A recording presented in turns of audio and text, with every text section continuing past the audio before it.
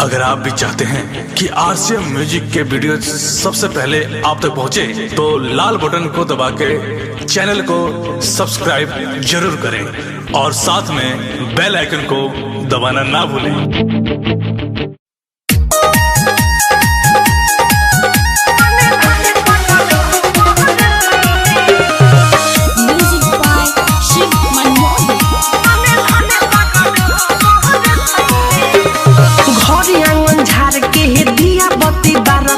भइल तैयारी सब कुछ दिन ये तारा रखे घर आंगन झाड़ के दिया बत्ती बार के भइल तैयारी सब कुछ दिन ये तारा रखे। सभे दीपावली मनाई है हो, सभे दीपावली मनाई है हो। घरे घरे घरे घरे हे लक्ष्मी जी आई है हो, अने धने सगरो बरसई है हो।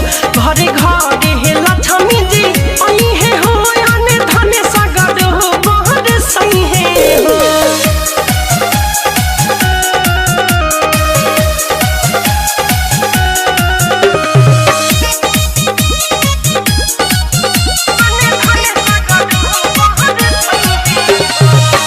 जहके माँ के भइल बाटे आजू के रात हो, लक्ष्मी गणेश के सभे करे पूजा पाठ हो। जहके माँ के भइल बाटे आजू के रात हो, लक्ष्मी गणेश के सभे करे पूजा पाठ।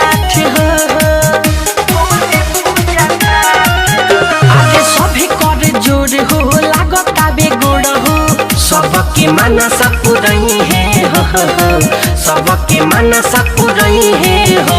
घरे घरे घरे घरे हे लक्ष्मी जी आई है हो, अने धने सगरो बरसई है हो। घरे घरे हे लक्ष्मी जी आई है हो, अने धने सगरो बरसई है हो।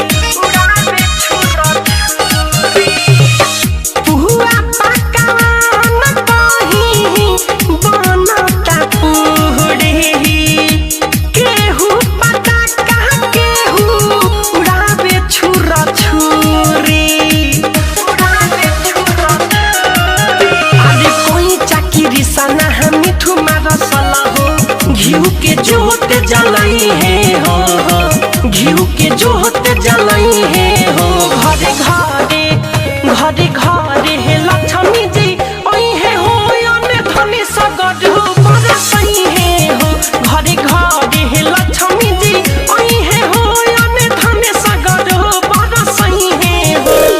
घरे आंगन झाड़ के दिया बत्ती बार के भइल तैयारी सब कुछ दिन ये ताबार के। सभे दीपावली मनाई है हो, सभे दीपावली मनाई है हो। घरे घरे घरे घरे हे लक्ष्मी जी आई है हो, अने धने सगरो बरसई है हो। घरे घरे हे लक्ष्मी जी आई है हो, अने धने सगरो बरसई है हो। डाउनलोड कीजिए RCM music official app play store से। आरसीएम म्यूजिक के सारे ऑडियो वीडियो डाउनलोड करने के लिए